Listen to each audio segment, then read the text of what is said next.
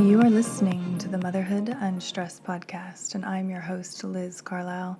Thank you so much for tuning in. I am so glad that you're here, as always, and I'm so excited to be once again talking to Dr. Stephen Gundry. He's a renowned heart surgeon, a celebrity doctor, medical researcher, and a New York Times bestselling author. And you may remember that he was on the show, it was episode 114, to talk about his best-selling book, The Plant Paradox, The Hidden Dangers of Healthy Food That Cause Disease and Weight Gain.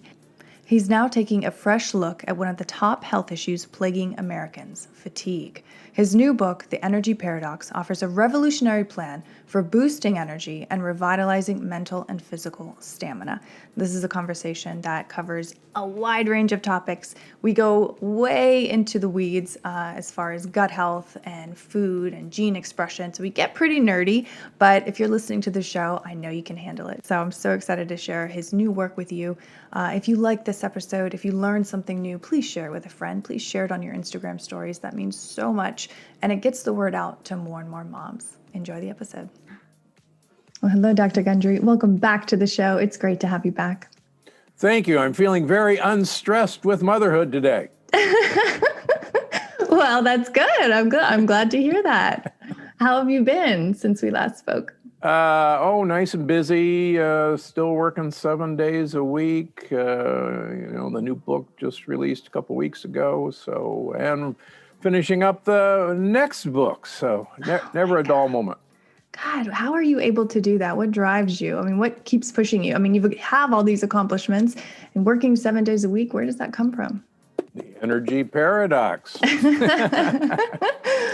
segue. There you go. No, I mean, it's incredible. It really is incredible, everything that you've done and continue to do for the health of your patients. But even to scale that on a larger scale through the books, why this book? Why now? Actually, this book, I wasn't planning to write. Last year, I was driving into Orange County, south of LA, to do a PBS segment to make some money for public television. And as I was driving in, I got a call on the speakerphone saying that the person who was going to, do this segment with me wasn't going to come in that day because she just didn't have it in her. And I went, well, is something wrong? They said, no, just, everything's kind of caught up with her and she just doesn't have the energy to do it right today. And so we got through it. Somebody else took her place. And that really haunted me for several days. And I'm going, wow, this was a millennial. And I go, they just don't have it in them, to do the work. And I realized that particularly when I started my practice in restorative medicine 21 years ago, about half the people I saw, we used a code called fatigue and malaise, which is exactly what it sounds like. And over 50% of people, had fatigue and malaise for the reason they were seeing me. Now, it turns out a lot of them had underlying autoimmune diseases that, in fact, many of them didn't know they had. But I realized that I was an energy doctor, just didn't think of it that way, and wanted to know, well, why do we have this epidemic of tiredness and fatigue and brain fog? And the book is about how this happened and what we can do to correct it. Yeah. Do you think this is an issue that is predominantly in America based on our diet, or do you think it's something that's creeping out all over the world now? That's a great question. Certainly we started it, but as we've exported our diet to most places in the world, everybody's rapidly catching up with us. I think it's interesting, like I talk about in the book, there's this fascinating study of a tribe in Tanzania called the Hadzas, who were one of the last hunter-gatherer tribes in existence. And the men walked 10 to 12 miles every day. They hunt game with bows and arrows. The women walked 3 to 5 miles gathering tubers and berries. And they're very thin, they're very lean, they're very fit. They actually are very, very healthy. So these researchers figured, wow, these guys are really expending a lot of energy. And we should compare those people to desk workers, office workers. And I'll bet you we're going to find that the reason the office workers are so fat is that they don't expend as much energy as these people who are walking 10 miles a day. And lo and behold, they found that that wasn't true, that the office workers were actually expending as much energy as these hunter-gatherers. And they went, well, that doesn't make sense. And then they went, well, that makes sense because obviously everybody has to expend the same amount of energy. And that was their conclusion. And I went, boy, that doesn't pass the sniff test. And, I love that. and so what I see in my practice is we produce huge amounts of inflammation. And most people know that buzzword now. And this inflammation actually comes from leaky gut, from the wall of our intestines literally having gaps. And through those gaps of our leaky gut, bacterial particles come through, food particles like lectins, one of my favorite subjects. And our immune system, 80% of it is lining our intestines, 80% of all our white blood cells. And there's a war going on, and that war requires huge amounts of fuel, of energy, and it's literally a fire that's burning. And that energy is being consumed instead of by our muscles, by our brain. And of course, the desk workers were consuming the same amount of energy as the Hadzes, but it was going for a horrible purpose, and that was inflammation rather than walking or doing something else.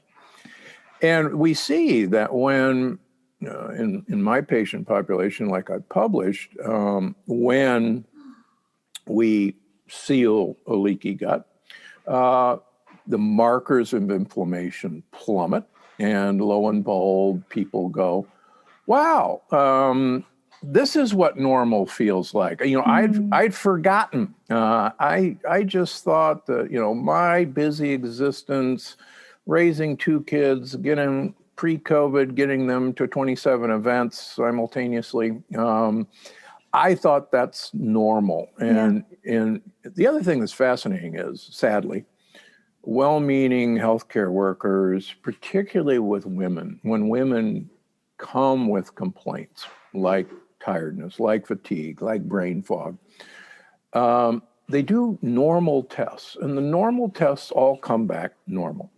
And most of these healthcare workers basically say, well, I'm sorry, there's nothing wrong. This is all in your head. And I'll tell you a story from yesterday. A physician from the Midwest, she's 49 years old. We talked on the phone yesterday. She was having just immense burnout, brain fog, and she was, perimenopausal. And she went to her physician, and her physician ran the tests and said, nothing here. You're a busy doctor. You're going through menopause. Nothing here. She did tests I recommended, and lo and behold, she's got 2 autoimmune diseases. She's got celiac disease, which is the extreme form of gluten intolerance. So rather than, there's nothing here, holy cow, look what's going on. It wasn't all in your head. Right. And how many times is that repeated all across the world every single day? Women just told that they're, you're just tired, you're crazy, it's all in your head. Yeah, absolutely. And, one of the things that surprised me, I guess, when I started doing this over 20 years ago is, as your listeners may remember, I'm a heart surgeon by trade.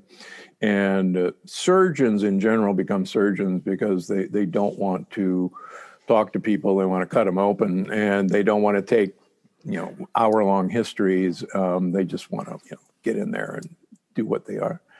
But my father actually taught me, he says, you really ought to take time and listen to people. Everybody's got a unique story, and just do it. And I thought, yeah. So when I started this, I started listening particularly to women. I have 2 daughters, I have a wife, I have 3 female dogs, so I should listen to women.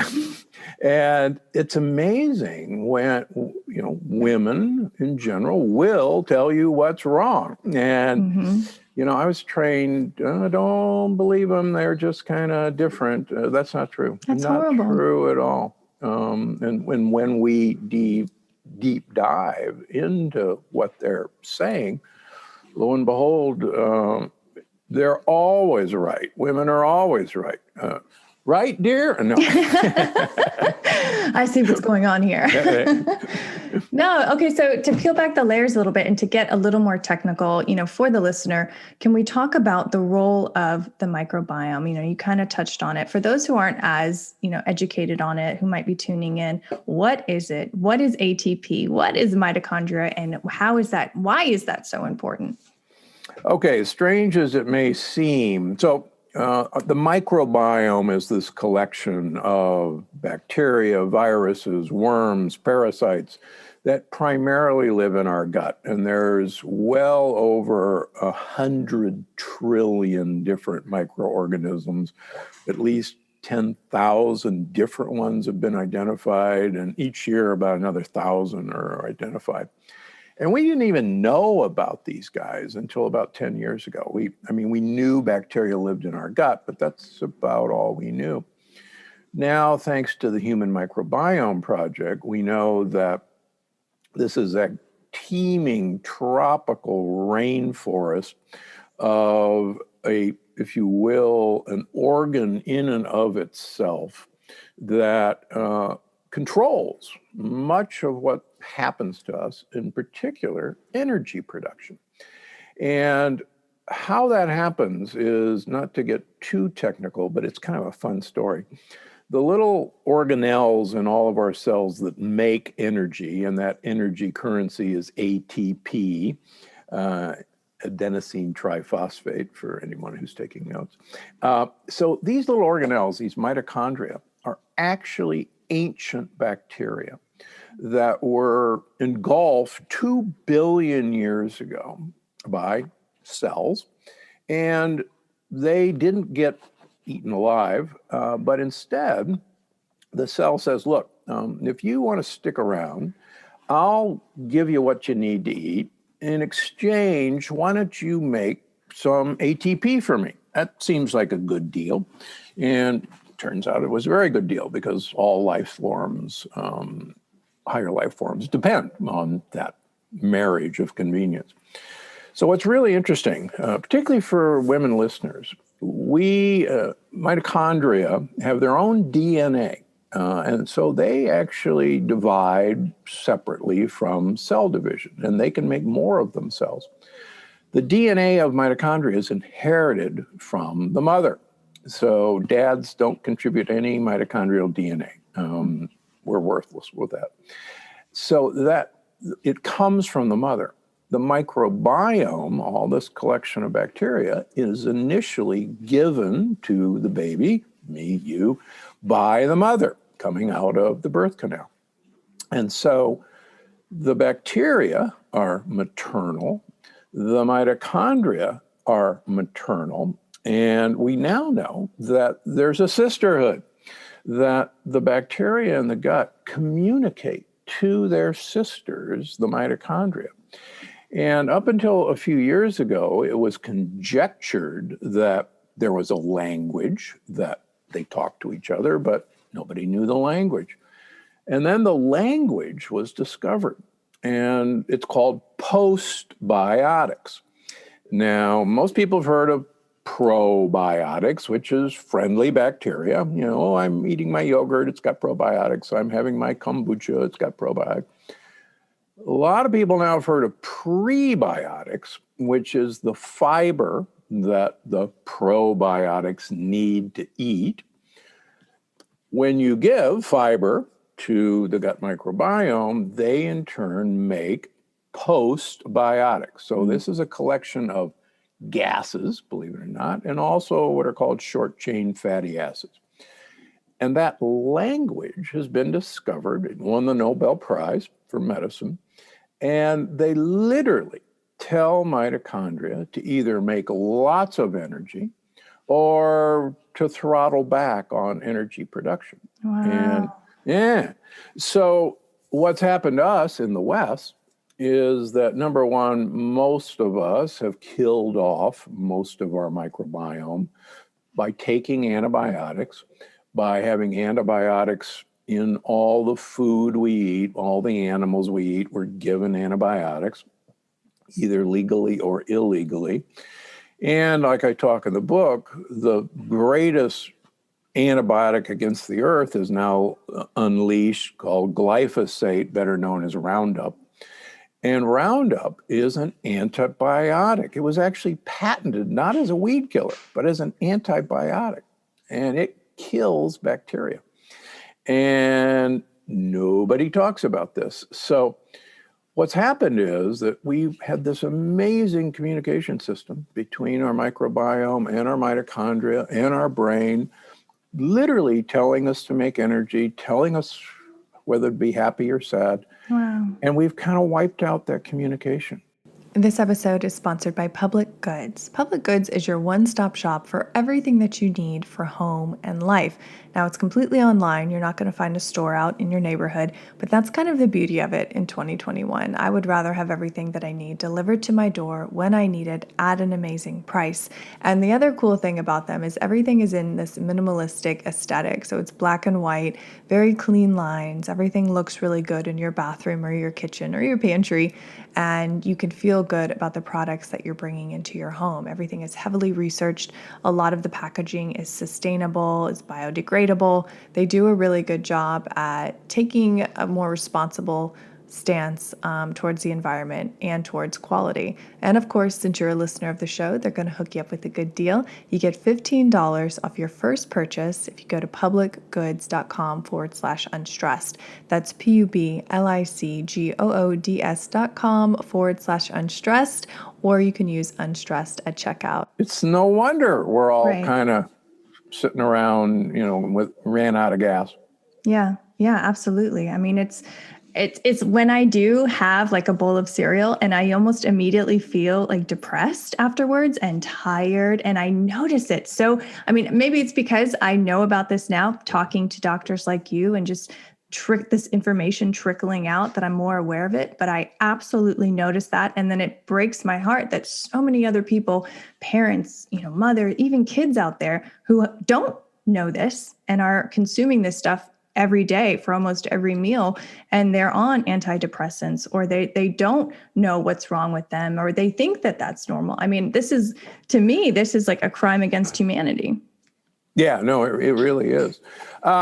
When we talked last, did we talk about, probably not, the Appleton school study, Appleton, Wisconsin? Yes, and how it changed those kids dramatically. I thought we did. Can we cover that again? Because for new listeners who might not have heard that one. Yeah. So a number of years ago now, the Appleton School District in Appleton, Wisconsin, which is a cute college town. I've actually visited there.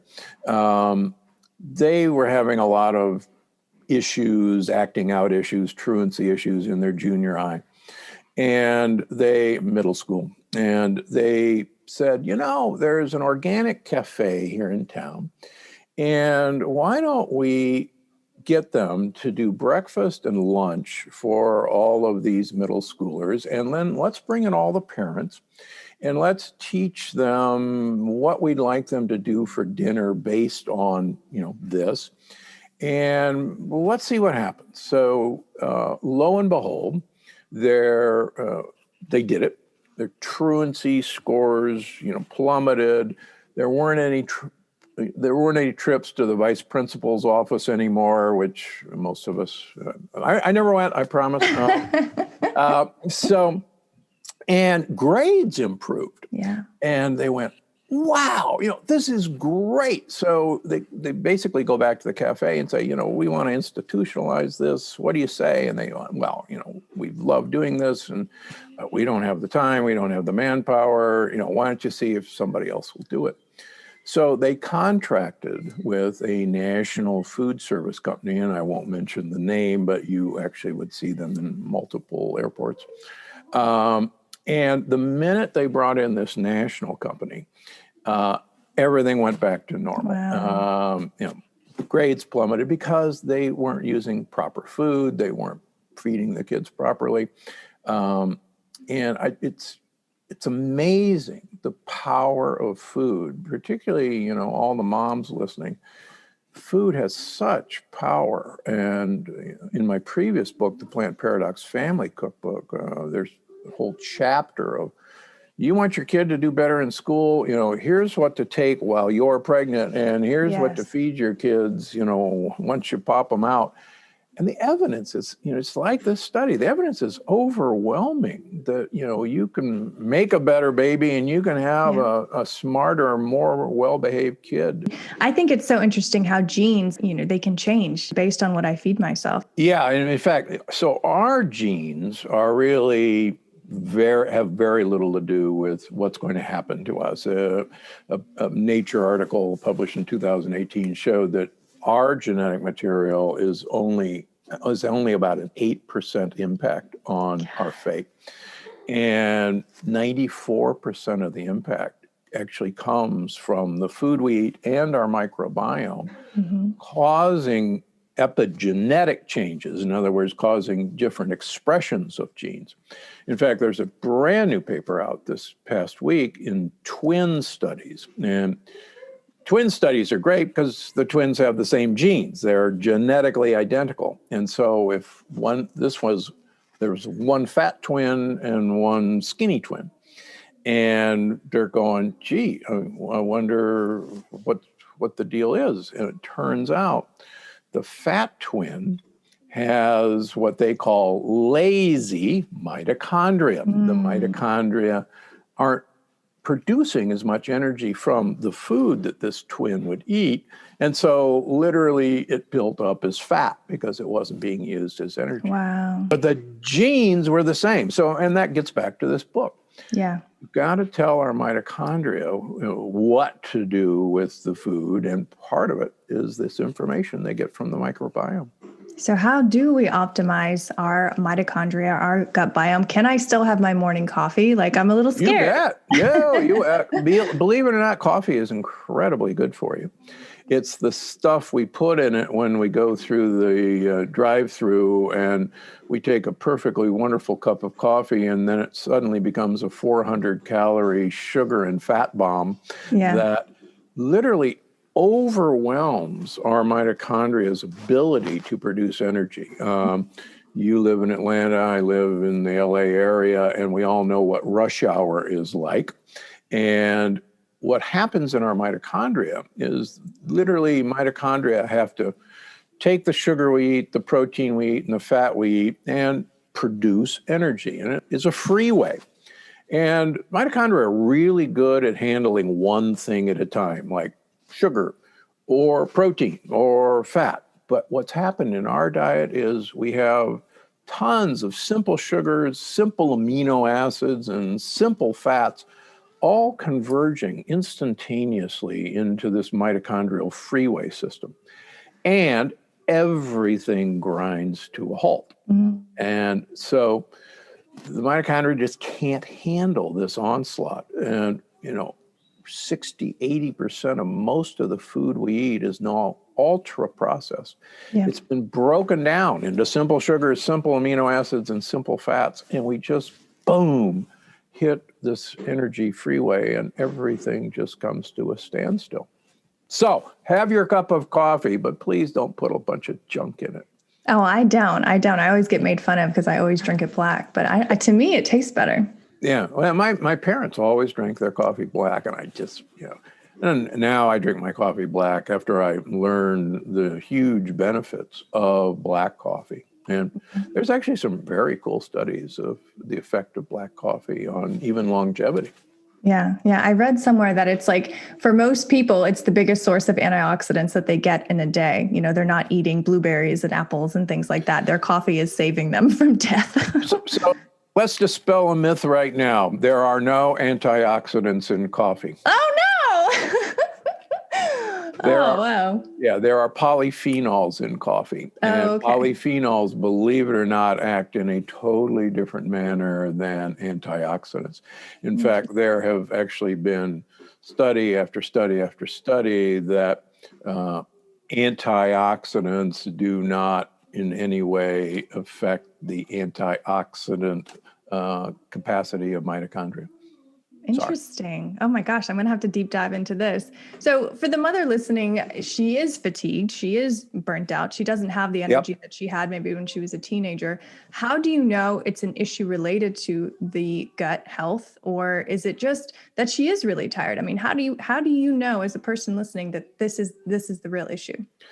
Believe it or not, there's no such thing as I have a burnt out adrenal gland or I have so much cortisol, no wonder I'm fat.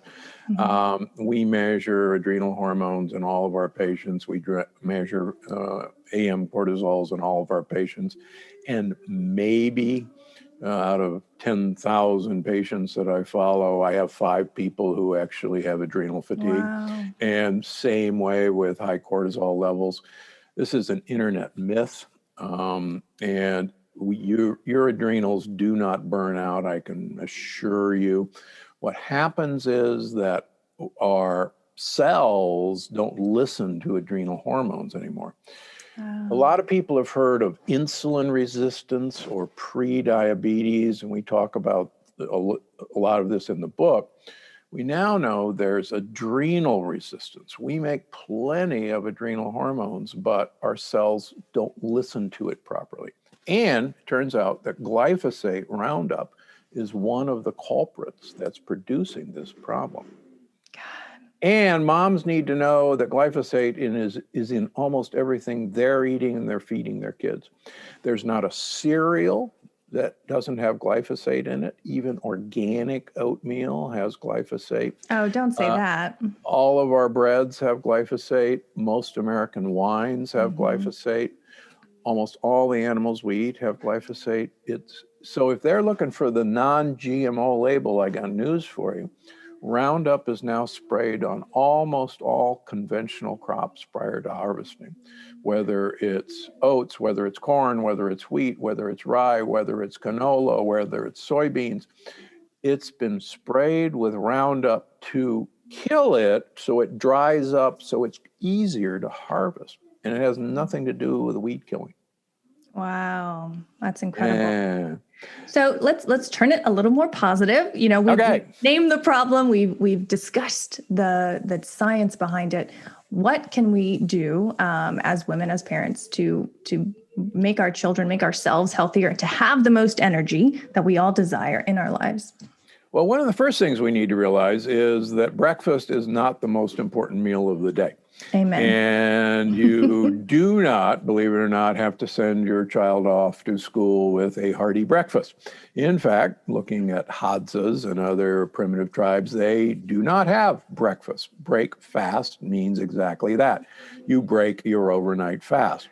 And nobody has breakfast waiting for them out in the jungle. You got to go find break fast. And usually you find break fast at lunch. The French had no word for breakfast. Déjeuner was first meal. And when the tourists arrived, they had to invent petit déjeuner because all the tourists said, where's breakfast? So, and it turns out that breakfast is actually a very modern phenomenon. It really got started during the Industrial Revolution, a little over 100 years ago, where men primarily went to a factory and there were no breaks, there was no lunch hour. They would work in the factory 14 hours.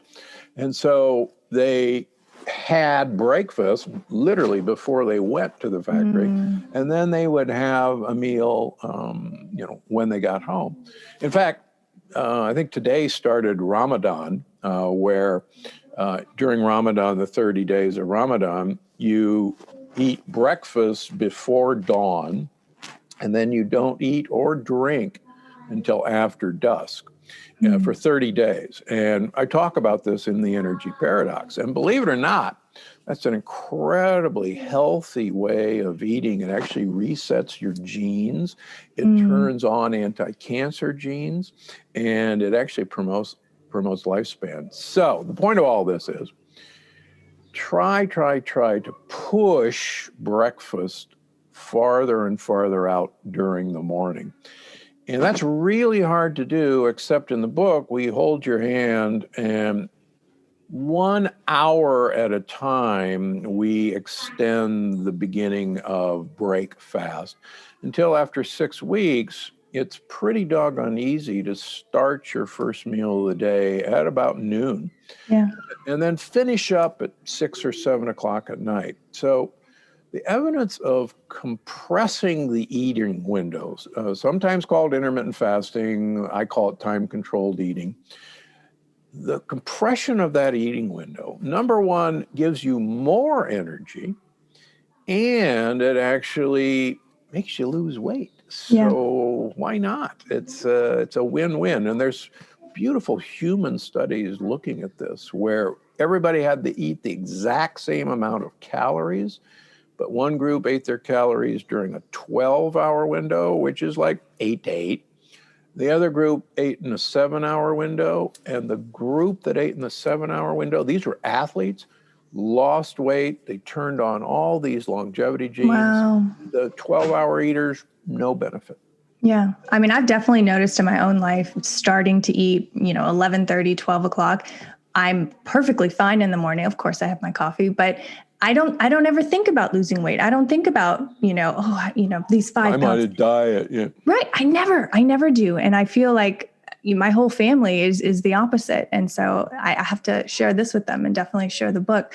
Dr. Gundry, we've covered a lot with everything that you have learned in life, with everything that you are still continuing to accomplish and do.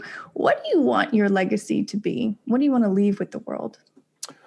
Oh, if I just leave that fatigue is not your fate, maybe that's a good thing to leave it, particularly with your women listeners.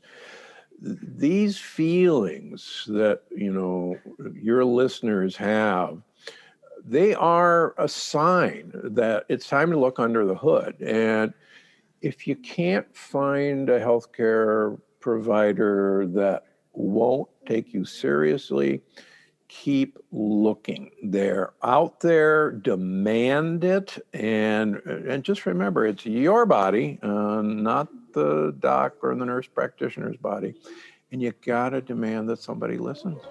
I love that. And coming from, an acclaimed doctor like yourself, I think that's so important to validate these women all over the world who are tuning in. So from the bottom of my heart, thank you. Thank you for the work that you're doing. Oh, thanks for having me. Great to see you again. You too.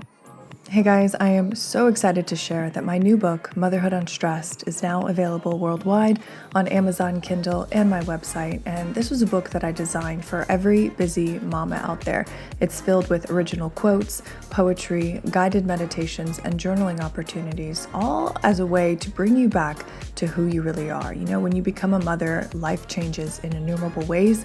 And I think that we all have that sense of purpose and joy within us at all times. It just takes a little help sometimes getting back to that. And that's what this book is about. I want it to be a touchstone in your day so you can literally flip to a page, gain some insight, gain some inner knowing, gain some inner peace, and then go into your day and run it. And I so look forward to seeing where the book goes in the world. If you do get it, please let me know. Please let me know what you think. And I just want to say thank you so much for reading. You have been listening to the Motherhood Unstressed podcast, and I'm your host, Liz Carlisle. Thank you so much for tuning in. If you love this episode, please share it with a friend, and be sure to leave us a review on Apple Podcasts so we can get the show out to more and more mothers all over the world.